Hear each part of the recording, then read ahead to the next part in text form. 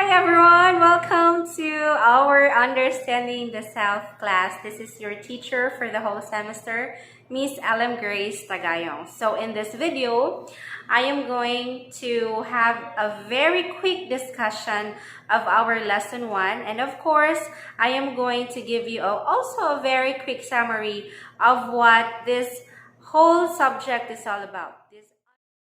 So this subject tackles the definition of the self from the various disciplinal perspectives like philosophy, anthropology, sociology, and psychology.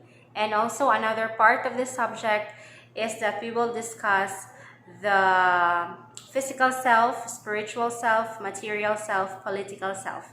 And at the end part of this subject is that we are going to discuss how to manage stress and other related factors that is very common to adolescents and to young people nowadays. So now, without much further ado, let's start our discussion with the lesson 1, starting from the definition of the self from the various philosophical perspectives.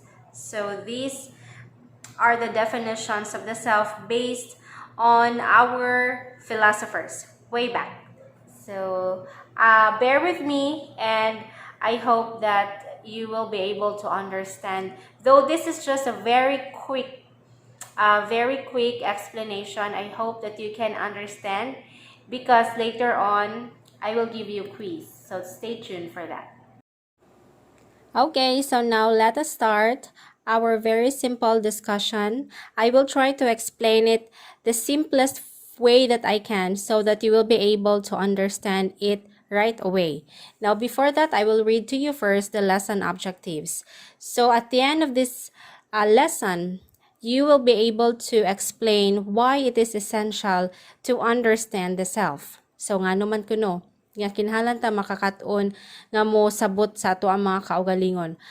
Number 2 is you'll be able to describe and discuss the different notions of the self from the points of view of the various philosophers across time and pace. Now, third is you'll be able to compare and contrast how the self has been represented in different philosophical schools. So you will know that later. I hope you can compare later on. And number 4 is that you'll be able to examine one's self, yourself, against the different views of the self that were discussed. So ikaw ang mahibalo kung kinsa nga mga points of view sa mga philosophers ang imuhang giagrihan or di na ba kay giagrihan or kung wala ba. So now let us proceed with the first philosopher named Socrates. So Socrates is the very first philosopher who questioned the existence of the self. His problem was questioning what really the self is. So for him, every man is composed of body and soul. Naay lawas ang tao, naasay kalag. So si body is imperfect, meaning makasalara, and impermanent, meaning dili siya mo long last diri sa kalibutan. It's the body is bound to die. So we have here the soul, the second component of a man. Soul is considered to be perfect and permanent. Permanente siya, perfecto pod si soul. So gi-combine si body o si soul. So mao na siya nagdala sa lawas sa usa ka tawo. That is according to Socrates. Now let's proceed with Plato. Si Plato, student ni siya ni Socrates. So of course, kay estudyante siya, he supported the idea of his teacher or his master that a man is a dual nature of body and soul. However, Plato added something sa idea sa iyang teacher. So, he added 3 components of the soul. Niingon siya nga dili lang kay body o soul. Si soul, napagina siya deep nga meaning si soul. So, for him, the 3 components of the soul are as follows. Number 1, si rational soul. Rational soul is in charge with our reasoning and our intellect. We do think, makabalaw ta nga muhuna-huna because of rational soul. Remember, this is for Plato, ha? Next is the spirited soul. So, si spirited soul is in charge of our emotion. Ngano tang masakitan, ngano tang malipay, ngano tang maguol. So, for Plato, that's because of the spirited soul. Si spirited soul, nag-control anang mga butanga with regards to our emotions. Number 3, we have here appetitive soul. Appetitive from the word appetite. It's in charge of our base desires. What are our base desires? Example, uhawon ta, gutumon ta. If gutumon ta, it's automatic that we should eat. And after we eat, we feel satisfaction. Nalipay na ta kay nabusog ta. Nakainom tag tubig, we feel satisfied kay kuana na ang ako ang thirst. So, for Plato, ang in charge ana niya is the appetitive soul. Mabusog ka, maganahan ka, maka-feel kag satisfaction after sa pag-inom nimo sa tubig because of appetitive soul. So that is for Plato. Now, number 3 philosopher is Saint Augustine. So in his view of the self, he infused the doctrine of Christianity following the idea of Plato. So he agreed that man is of bifurcated nature. There is a body and there is a soul. So body for him is imperfect and bound to die on earth. Imperfect, makasala ra, dili siya perfecto, bound to die on earth, dili siya permanente nga mabuhi. Ang lawas dili mo long last diri sa kalibutan, mo stop breathing ragod siya. So for him, the soul anticipates to live eternally in communion with God. So there is a soul after ta nga namatay, after ang lawas nga namatay, there is a soul that yearns continuously to be with the divine and is capable of reaching immortality. So the soul can also stay after death in the eternal realm with God. So that is for Augustine. Si body, imperfect, mamatay ra. Pagkamatay ni body, si soul, muadto siya sa eternal life, mupuyo siya dito kauban sa Ginoo. So that is for Saint Augustine. Our 4th philosopher is Thomas Aquinas, which he adopted some of his ideas from Aristotle. So for him, man is composed of 2 parts, namely the matter and the form. Matter, or in Greek word hyle, is a common stuff that makes up everything in the universe. If we are going to define what matter is, it is something that occupies space and has mass. Kapasabot, kung unsay mo makita dinhi sa kalibutan, matter na siya, considered matter. So, usata ni anang mga butanga that makes up the universe. Number 2 is form. So, second composition of man is the form, or in Greek word called morph, which means the essence of a substance. So, ang tao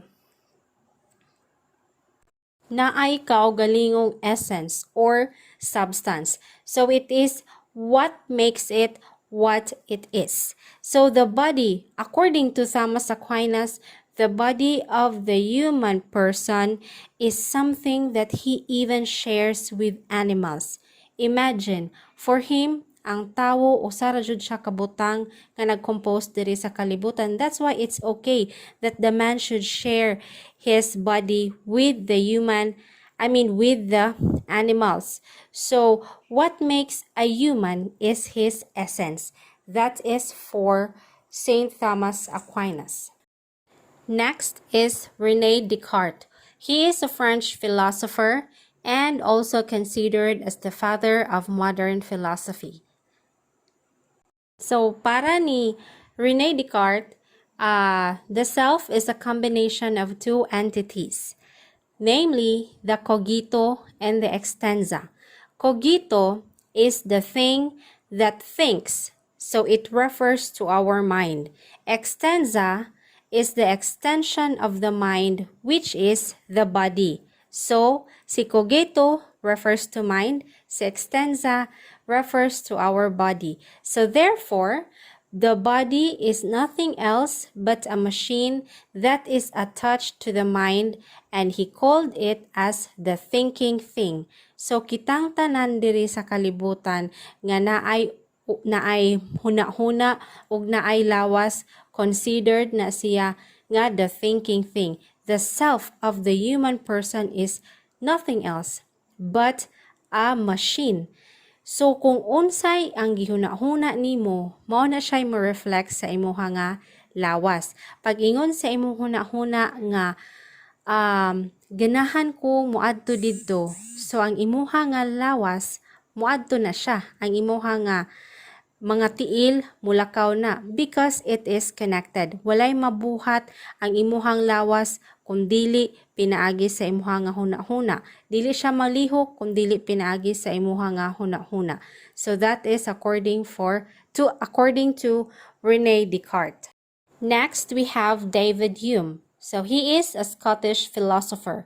And for him, the self is nothing else but a bundle of impressions or experiences. If we try to examine our experiences, he find it to be categorized into two. Number one is impression. Number two is idea. We say impression because this is the basic object of experience. Dili nimo matawag nga experience ang usa ka butang kung walay impression. Si idea, it is a copy of experience, copy of impressions through thoughts and minds. It refers to our mind. Idea man siya, gihuna-huna ra na siya nato. Now, I will give you an example. So, this is an example of idea. There is a question. What falling in love feels like? Kay wala pa ka nakasulay og ka in love. As you can see our picture, ang iyaha nga mata, ang iyaha nga nawong, kay nagwonder, how does it feel to be in love? Naguna-huna siya. Kaya man siya kabaw. So since wala pa siya kay balo kung unsay feeling anang butanga, it remains to be an idea. It remains to be in his mind. Now, what makes it to become an impression is that, see this, the moment that he felt in love already, duharay nahitabo, happy siya. It's love, happy. Pero later on, nasakitan siya. The moment nga iyang na-feel ang happiness and the moment nga iyang nga na-feel ang kasakit, that is the impression. That is the object of the experience and that becomes the impression. So nakaingon na siya nga, okay. Feeling in love will make you happy but later on will make you cry or something else. Depende na niya kung salay iyahang interpretation. How he was able to say that? Okay, that's because he experienced it himself. Na happy siya, na hurt siya. So that is the meaning of the self according to David Hume. So kitang tanan ang ato nga self is puno ra gyud ta og mga experiences. I believe you have your own experiences. I have my own experiences. Og dili nato mahibawan ang usa ka butang kung wala ta naka-experience. Kana uban bitaw miingon nga to see is to believe. Di ko motuon nimo kay wala ako nakakita. Di ko motuon nimo kay wala ako mismo naka-feel. Once you have felt that, that becomes your experience already. Next, we have Immanuel Kant. So he agrees with Hume that everything starts with perception or sensation of our own impressions or experiences. So he stipulated in his idea that there is necessarily a mind na agyud kunoy huna-huna that organizes the impressions that one gets in relation to his own existence. So let us use the example that we had. the feeling of being in love. So for him, there is a mind that organizes that feeling. So for him, self is not just a personality, but it is a seat of knowledge acquisition for all human persons. Ingon ana ka-importante ni Immanuel Kant ang huna-huna. For him, the self is just an apparatus of the mind. Everything is with the mind. Kung unsay ato ang huna-hunaon, unsay ato ang gibuhat, giprocess na siya ni mind. Katong nasakitan ka, giprocess to siya ni mind. Kung love ba imong gibati, katong nalipay ka, giprocess siya ni mind. Kung kana imuhang pagkalipay, is love ba na siya nga imuhang gibati? So, there is a mind that regulates all of these experiences, all of these impressions. That is for Immanuel Kant. Number 8 is Gilbert Ryle. So he denies the internal and non-physical self. If we have observed in our discussion, some or most of the philosophers agreed that man is of bifurcated nature, na ay lawas, na ay kalag. Pero para niya, the word soul was just a category mistake or just a mistake in the use of language. Para ni Ryle, what truly matters is the behavior that a person manifests in his day-to-day life. Kung unsay imuhang mga binuhatan, unsay imuhang mga batasan, matag adlaw, every day, that composes yourself. Imuhang mga batasan. If you can observe another philosopher that says nga ang self is just a bundle of experiences. Siya, self is also a bundle of behaviors nga ato ang na-experience every day. Mo na siya nag-make up sa ato ang tagsa-tagsa ka kaugalingon. Very simple ra ang iyang explanation about the self. Our last philosopher is Maurice Merleau Ponty. He is a French philosopher that says that mind and body are so intertwined that they cannot be separated from one another. Close kaayo si mind o si body. Kung unsay huna-huna kung unsa ang naa sa sulod sa imuha nga huna-huna, of course, mao na siya mo reflect ni body. Mao na siya buhato ni body. Kung ang imuhang huna-huna nindot, so ang kinagawsan ana sa imuha nga lawas, so nindot rapod ang dagan sa imuha nga panlawas.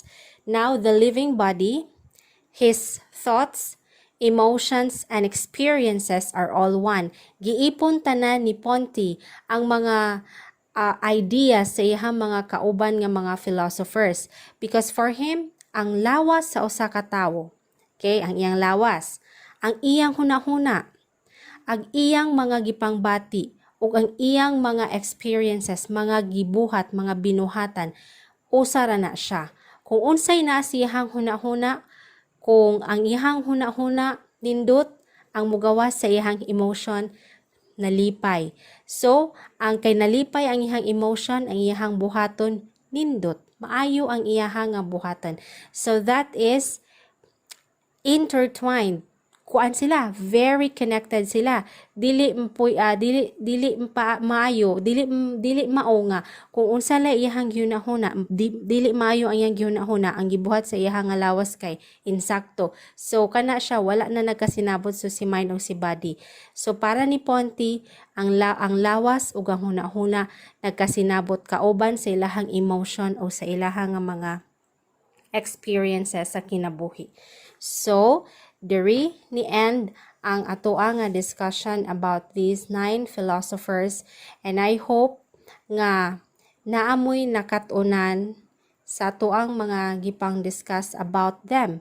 And okay, what do you think?